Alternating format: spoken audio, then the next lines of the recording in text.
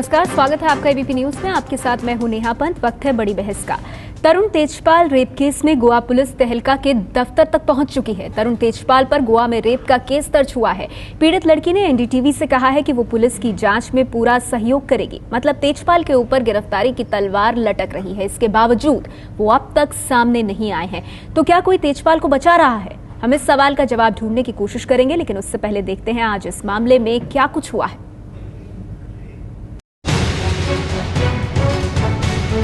तहलका के तरुण तेजपाल पर गोवा में रेप का केस दर्ज हो चुका है। तरुण तेजपाल पर्दे से पीछे अलग तरह के बयान दे रहे हैं। दूसरी तरफ पीड़ित लड़की ने एनडीटीवी से कहा है कि वो जांच में हर तरह का सहयोग करेगी, लेकिन वो लड़की अब तक पुलिस के पास नहीं पहुंची है। अब सवाल उठ रहा है कि क्या मौजूदा हालत में तरुण तेजपाल के खिलाफ कोई मजबूत केस बनेगा। युवती ने अभी तक आके कोई भी शिकायत फॉर्मल रूप से दर्ज नहीं कराई है और सरकार केवल उसके द्वारा दिए गए ईमेल या सीसीटीवी फुटेज के आधार पर अभी जांच कर रही है। तो निश्चित रूप से अगर बाद में युवती किसी तरह से भी सरकार को सहयोग नहीं करती है या किसी भी तरह से सरकार को किसी तरह का बयान नहीं देती है, तो निश्चित रूप से इसका पूरा फायदा तरुण तेजपाल जी को मिलेगा, जो कि केस के फैसले के टाइम पे निश्चित रूप से वो बाइज्जत बरी हो सकते हैं।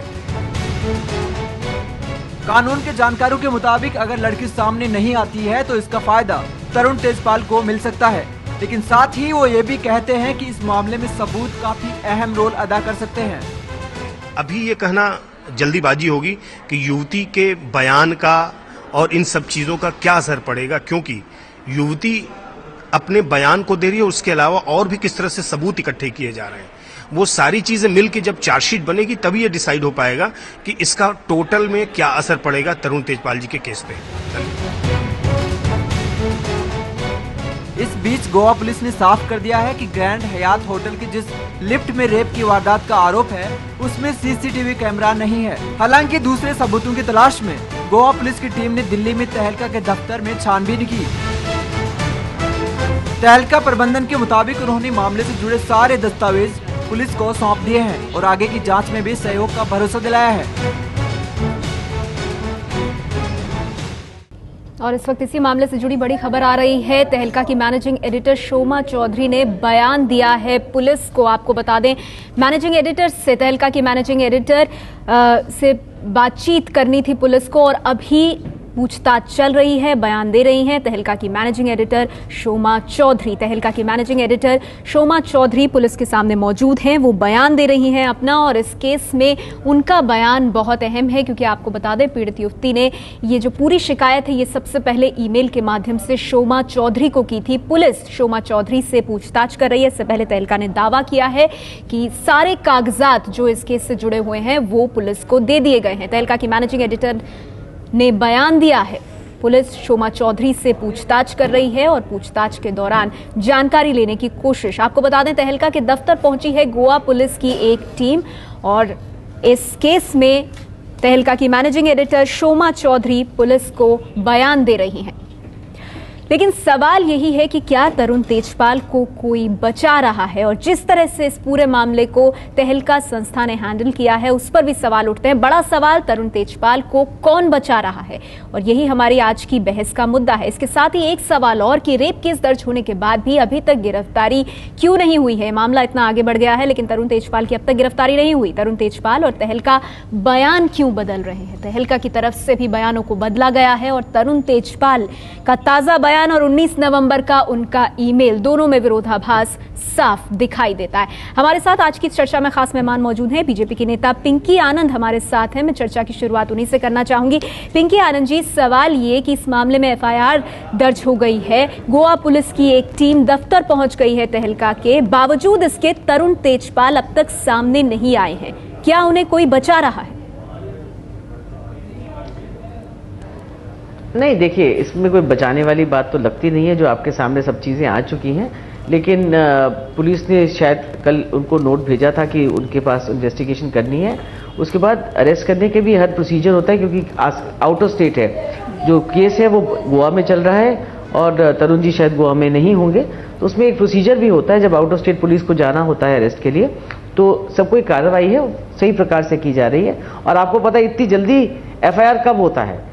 पहले प्रीलिमिनरी इंक्वायरी का डायरेक्शन हुआ, उसके बाद एफआईआर विद इन लिटरली एक दिन के बीच में दौरान में एफआईआर दर्ज हो गया।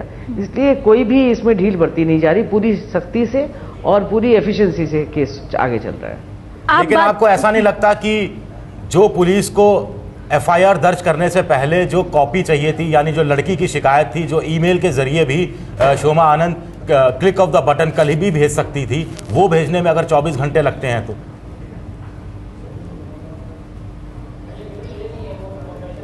सॉरी, आप क्वेश्चन दोबारा रिपीट करेंगे?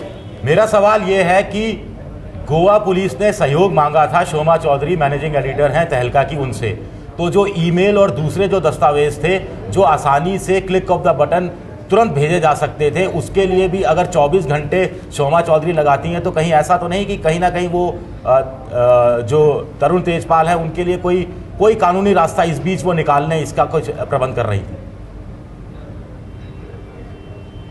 देखिए, आप सही कहते हैं कि जो ईमेल शोमा चौधरी से मांगा गया था उनको तुरंत दे देना चाहिए था। ईमेल देने में तो कोई कार्रवाई में कोई उसमें काम चाहिए नहीं होता, एक बटन के तहत वही ईमेल आगे चला जाता है, फॉरवर्ड हो जाता है। तो इसमें ज़रूर कमी रही है तहलका की, तो वैसे भी सारे मामले में कमी रही है। पहले भी जब इंसिडेंट तहलका की नोटिस में आया तो ये तहलका की ड्यूटी बनती थी कि वो पुलिस को रिपोर्ट करे, तहलका ने नहीं किया। लेकिन क्या कारण है, किस प्रकार से पुलिस अभी इन्वेस्टिगेशन कर रही है? देखिए, इन्वेस्टिगेशन के दौरान ये सब बातें आगे सामने नहीं लाई जाती, इसके कारण होते हैं, और उसमें ना दखलंदाजी ना करना एक अपने आप में अच्छी चीज रहती है। जी, तो पुलिस अपनी कार्रवाई कर रही है, लेकिन सवाल ये उठता है कि जिस संस्था से जुड़ा हुआ मामला है, क्या उस संस्था ने सही तरह से इस मामले को डील किया? हमारे साथ कांग्रेस से अमीबेन याग्निक जी भी मौजूद हैं। अमीबेन याग्निक जी, आपको क्या लगता है संस्था का जो रवैया रहा, जिस तरह से पहला ईमेल पीड़ित युवती की तरफ से शोमा चौधरी को गया और शुरुआत में उन्होंने कहा कि अनकंडीशनल अपॉलॉजी, और उसके साथ जो एडिटर हैं उनका 6 महीने के लिए अपने पद से हटना, उन्हें लगा कि ये काफी था पीड़ित युवती को संतुष्ट करने के लिए। तो आपको लगता है ढुलमुल रवैया अपनाया गया इस बेहद गंभीर मामले को लेकर?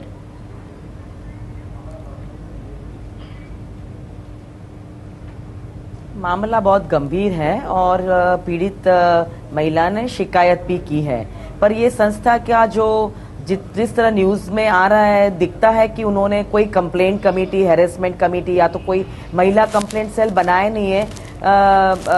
दो there are so many women employees संस्था में है इतनी सारी, पर कोई कंप्लेंट कमेटी नहीं है। तो वो पीड़िता ने सीधे जिसको शोमा जी को ईमेल भेजा है, तो इस पे कार्रवाई तुरंत होनी चाहिए थी, क्योंकि इंक्वायरी बैठाई जाती है इन हाउस इस ऐसे मामले में, और इमीडिएटली इंक्वायरी प्रिलिमिनरी होती है और उसमें से तारण निकाला जाता है क्या करना है आगे इमीडिएटली, क्योंकि women safety is very important in any sector, whether it is private, government, institutional और कॉर्पोरेट सेक्टर। तो यहाँ ये लैप्स जरूर रहा है। ठीक है, आप कहती हैं जब ईमेल भेजा गया था तब सही तरह से कार्रवाई होनी चाहिए थी। जब दबाव बढ़ा और ये ईमेल लीक होकर पब्लिक डोमेन में आ गया, उसके बाद जब दबाव बढ़ा तो जाकर कमेटी का गठन हुआ और एक के बाद एक चीजें जो है वो आगे बढ़ी। हमारे साथ एडवोकेट आभा सिंह जी भी इस चर्चा में मौजूद हैं। आभा जी, आपको क्या लगता है, क्या इस पूरे मामले का रुख कुछ और होता अगर शुरुआत से तहलका संस्था और जो मैनेजिंग एडिटर हैं जिनके पास ये मामला सबसे पहले आया, वो इसे एक अलग नजरिए से देखती? और कई लोग तो ये कहेंगे कि इस मामले की गंभीरता को देखते हुए सीधे मैनेजमेंट को इससे पुलिस को रिपोर्ट करना चाहिए था।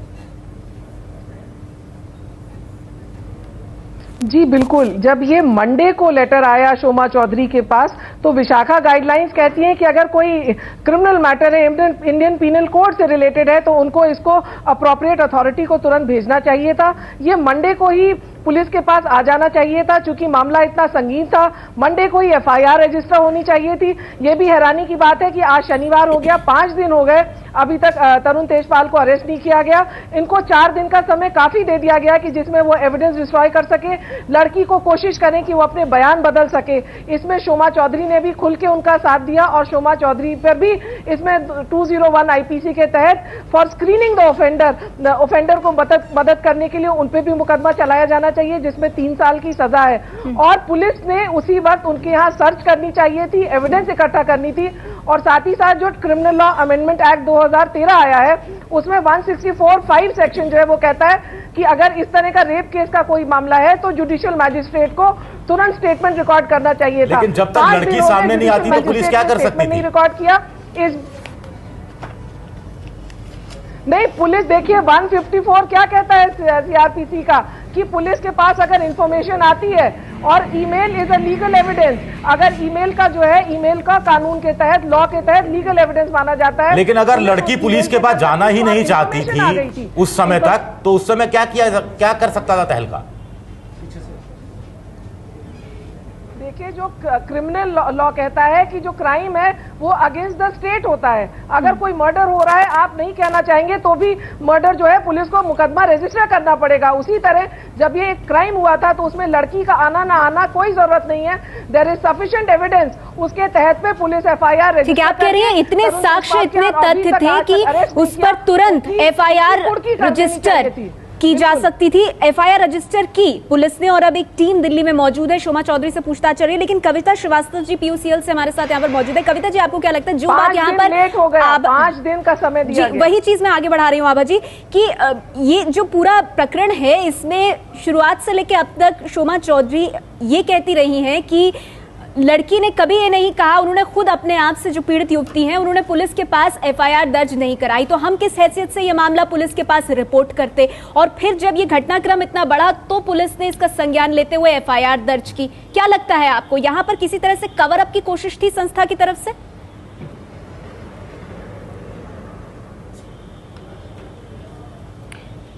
एक्चुअली ये मसला शुरू से ही सही रूप से नहीं, एक कोई भी ऑर्गेनाइजेशन हो, मीडिया हाउस हो या जुडिशियल ऑर्गेनाइजेशन हो या प्राइवेट ऑर्गेनाइजेशन हो या सरकारी, जैसे कोई इस तरह का जिस तरह की डिटेल कंप्लेंट आई, वो complaint has to be referred immediately to this independent complaints committee.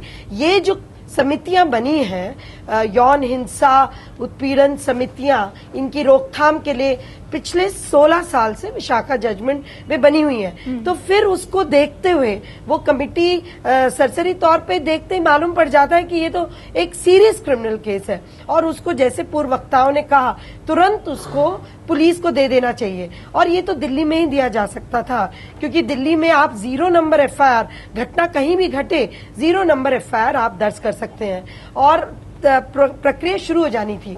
एक तरीके से इंटरनली एक समझौता करने की कोशिश की गई, और ये थोड़ा बहुत ठीक है। आप कह रहे हैं कि क्या एक तरह से इंटरनली कोई समझौता हुआ, कोई कॉम्प्रोमाइज करने की कोशिश की गई? वो बहुत अहम पॉइंट है मैम आपका, उस पर मैं आगे आऊंगी, लेकिन उससे आगे बढ़ने से पहले, क्योंकि ब्रेक लेने से पहले मैं चाहूंगी कि बोलने दीजिए। कविता जी, मैं आपके पास आऊंगी, मुझे बोलने दीजिए पूरा मिनट पूरा। Can I just speak? Can I just speak? नहीं, Can I just finish, please? पूरा कीजिए। Can I just finish? See, मुझे लगता है कि जो प्रक्रिया पिछले 4 दिन से हुई पूरी उस संस्था में, वो तो गड़बड़ है ही, लेकिन अब हमें आगे की बात करनी चाहिए। अब जब गोवा पुलिस पहुंच गई है और लड़की ने ईमेल कह दिया है कि मैं अब आगे इस बात को ले जाना चाहती हूँ, मुझे लगता है मसला अब यहां से शुरू होना चाहिए कि लड़की पुलिस के सामने बयान देना चाह रही है।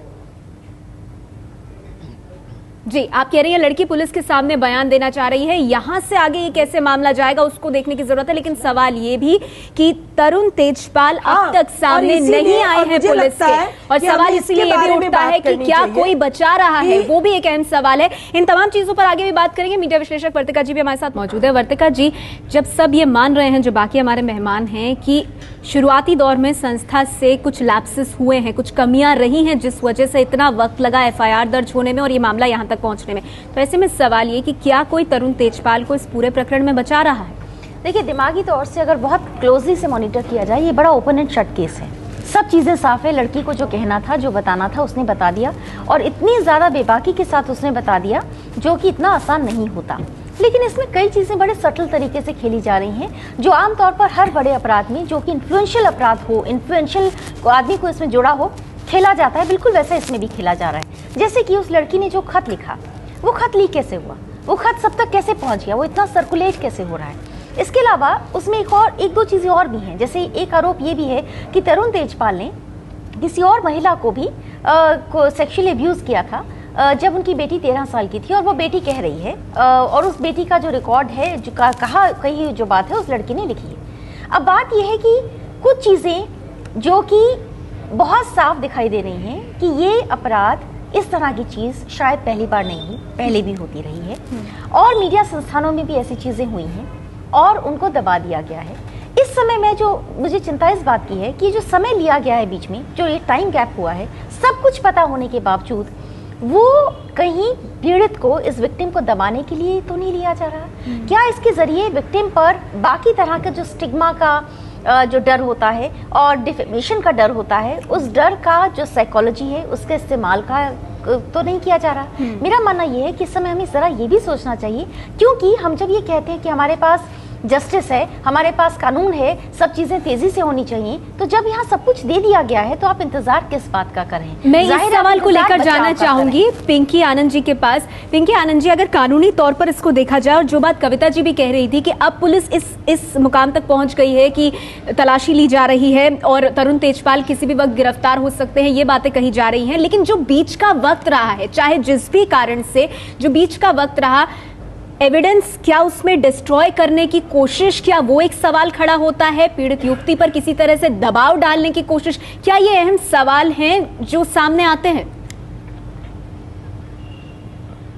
बिल्कुल। देखिए क्या हुआ है सिचुएशन आज की तारीख में।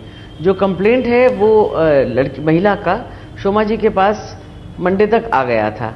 उसके बाद जब सबसे पहले न्यूज़ मीडिया में स्टार्ट हुई थी, तब हुई थी जब तरुण जी ने अपना रिजाइन करने के लिए 6 महीने के लिए कहा था कि मैं अटोन करना चाहता हूं। उसके बाद ये बात सामने आई थी। धीरे धीरे ये बात सामने आई कि ऐसी चिट्ठी लड़की ने लिखी थी, उसका जवाब ये था, लड़की संतुष्ट इस बात से नहीं थी। ये सब जो दौरान जो पीरियड गया है वो पीरियड नहीं बीतना चाहिए था। अगर आप हिसाब से जाइए, अभी तो छोड़िए जो बात हो रही है पुलिस की, लेकिन जैसे ही लड़की की कंप्लेंट तहलका के पास पहुंची थी और कानूनी जुर्म और एक सेक्सुअल ऑफेंस का जो केस बनता था, रेप का जो केस बनता था, वो इमीडिएटली पुलिस को रिपोर्ट होना चाहिए था। इसमें कोई दो राय नहीं है। विशाखा गाइडलाइन जो कमेटी की बात करती है, वो कमेटी का मकसद एक और होता है, क्योंकि कमेटी जो है वो क्रिमिनल केस के ऊपर कार्रवाई नहीं कर सकती, उसकी कार्रवाई पुलिस को ही करनी है। अब जो समय बीता है, नेचुरली इसमें ये सोचना कि लड़की के ऊपर दबाव होना किसी भी प्रकार का, कि वो बयान देकर आगे ना जाए, आगे केस को प्रोसिक्यूट ना करे या पुलिस के आगे बयान नहीं दे, या उसको ये बताना कि उसके अगेंस्ट सोशल स्टिग्मा होगा, वो अगर जाएगी तो सब लोग उसके बारे में चर्चा करेंगे, उसका नाम जो है उस पर कीचड़ उछाला जाएगा। ये हमेशा तर्क जो रेप में होता है, रेप केसेस में होता है। यहाँ तक आप जानते हैं कि जब भी बात हुई है ऐसे केसेस की, वहां पर पुलिस भी कई बार लोगों को, कंप्लेनेंट को बोल देती है कि आप केस करेंगे तो देखिए आपके साथ ये होगा। तो ये सिचुएशन जो है, हमें डेफिनेटली इसको इन्वेस्टिगेशन की रिक्वायरमेंट है। बिल्कुल, इन सब चीजों पर जांच होनी चाहिए। पिंकी जी, जैसा कि आपने कहा, अगर आज की तारीख पर आप जाइए, जी बिल्कुल, यहाँ से केस आगे किस तरह से बढ़ता हुआ दिख रहा है, वही अगला मेरा सवाल होगा। कविता जी, आपसे जानना चाहूंगी, अब इस केस में शोमा चौधरी से पूछताछ होने के बाद अब आगे पुलिस को क्या करना चाहिए?